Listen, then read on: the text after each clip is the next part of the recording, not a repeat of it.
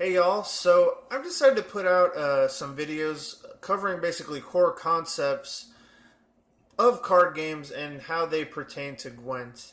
And that's because I'm not quite satisfied with the content that's currently available for new players or players that are struggling and just want to get a little bit better. In this video, it's really just going to be an introduction to the concept of card advantage, how to utilize it, how to look out for it. Some examples we're going to look at in game here in a little bit.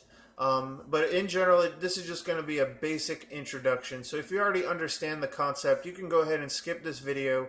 And you can check out my follow-up video that I'm going to put out that really covers more in-depth examples and scenarios that you're going to see exclusively in Gwent for the most part.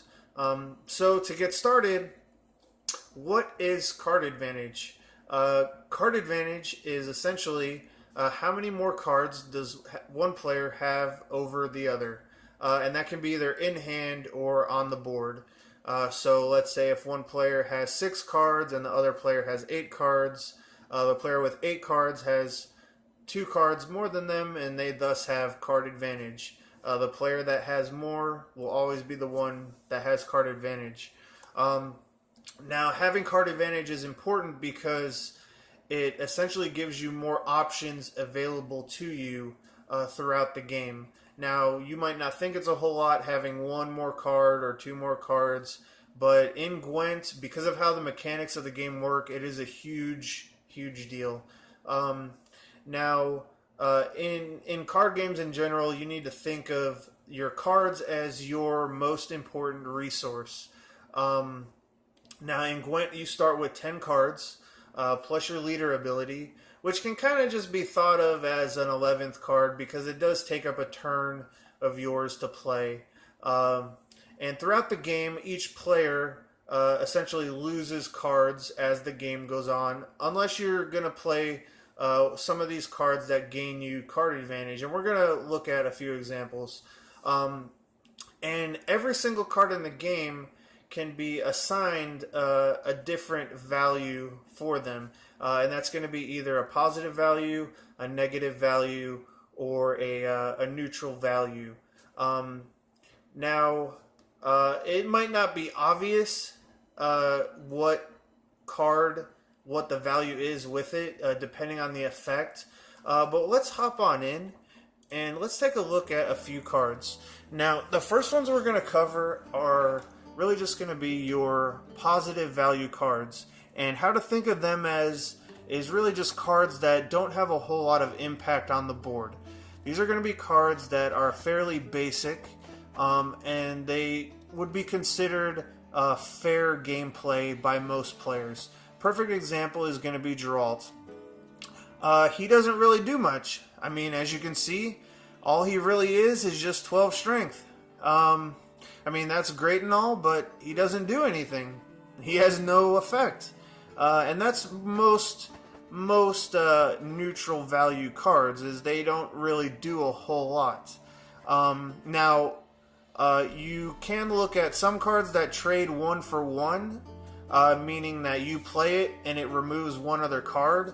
It does not affect the board in a huge way. Perfect example is going to be Alzor's Thunder. This card, you're going to play it and it's going to remove 1 more, and you've just traded 1 card for 1 card. No one has went up or went down in the number of cards that they currently have. And again, that's really what neutral value cards do. They are considered fair cards that don't impact the game a whole lot. And I think a lot of cards in the game can be considered this. Another perfect example is Aridin. Again, all he really is just his 11th string. That's really all neutral cards are. And I don't mean neutral as in neutral faction. I mean they have neutral value.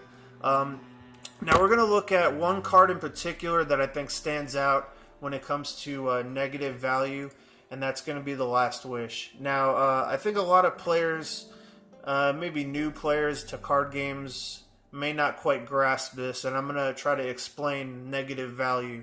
So, so you're looking at this card. It draws 2 cards, and then you just need to discard 2 cards.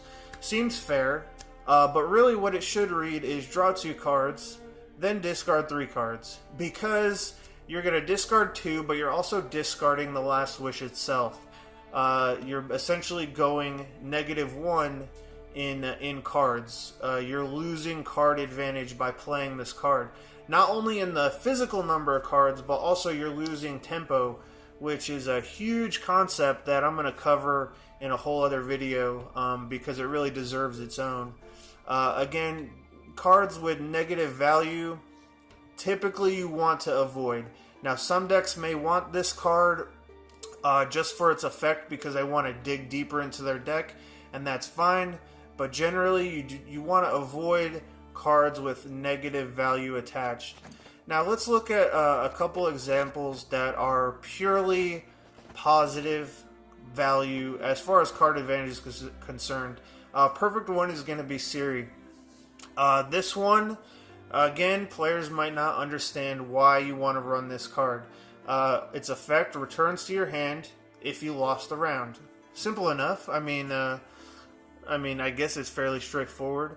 Why would you want to play this card, though? Why would you want to lose a round? Why would you want to do that? And it's pretty simple. It's because the way Gwent works, most of your games are going to go to round 3. There's just no way around it. That's just how the games typically play out. It's really difficult to win 2 rounds back to back, or win round 1 and then also win round 2. Most decks just don't have that kind of power built in. So that's why you will see cards like these that provide you with card advantage, so that you can go into that final round with that slight edge by either having one more card than your opponent, or you get to have the last say of the game. Things like that. That is really why you're fighting hard to gain card advantage. Now back to Siri. So what she does is you're going to play her in a round that you kind of think that you're going to lose, or you already intend to lose. And that's really just to bait out more cards from your opponent. Force them to play more cards so that they lose that card advantage, and then you can just pass the round and you're up 1 or 2 cards because of Siri's effect. Now, some other cards that I think are extremely misunderstood, and those are going to be the spy cards. A big example is going to be Berna Brand here. She draws 3 cards, and then you pick 1 out of them, and then you discard the rest. And all the spy cards, they're going to cycle themselves. And what that means is that you're going to play them, and then you're going to draw 1 card from your deck, replacing them. So you've gone up in card advantage because you've played a card, but you've also gained a card. So if you want to imagine, let's say both players have 5 cards. I play Burn a Brand and I go down to 4, but I draw that card because of her effect and I go back up to 5. Then it's my opponent's turn. They're going to drop down to 4 cards because they're forced to play a card unless, they pass or whatever. And suddenly I have the card advantage. The spies, the big thing about them is really playing them in rounds that you intend to lose or you're already lost. Another one is going to be Prince Dennis here. You can see he draws 1 card face up, 1 card face down, and then you pick 1. Again, it's just cycling cards in your deck. It gains you that card advantage, and that's really what's to note about them. And again, new players I think don't understand because you're giving your opponent so much strength, but it really doesn't matter because you're going to lose the round anyway. So what does it matter if they have 10 strength or 100 strength? You want to lose the round anyway. That's the whole purpose of them. The only time I would recommend playing them in any other scenario is if your opponent has played one and then you just go ahead and play yours just to get it out of the way. If it might be a real close round, something like that. Now, again, those are going to be the cards that provide really clear positive card advantage. And we're going to hop back out. And now that's essentially the very basics when it comes to card advantage and what to look out for. So why do you want to gain card advantage? And that's really because of the mechanics of Gwent, because it's split up into round 1, 2, and 3. going into round 3 with the card advantage just gives you a tremendous upper hand on your opponent, that it's really important to have that. And that's because if you have card advantage, you have the last say of the game, and that means you get to save that silver bullet or that big, really impactful card for the last turn of the game to kind of swing the game into your favor so that you can win. And that's really why you're trying to fight for card advantage throughout the game. You really need to look out for this. You really need to understand and utilize these effects so that as the game progresses, you can either keep up with your opponent or get ahead of them in card advantage going into that final round. And again, that's pretty much it when it comes to the basics. If you really want to look at more detailed things and scenarios exclusive to Gwent, I'm going to go into that in my follow-up video. But thanks for watching, and I'll see y'all next time. Bye.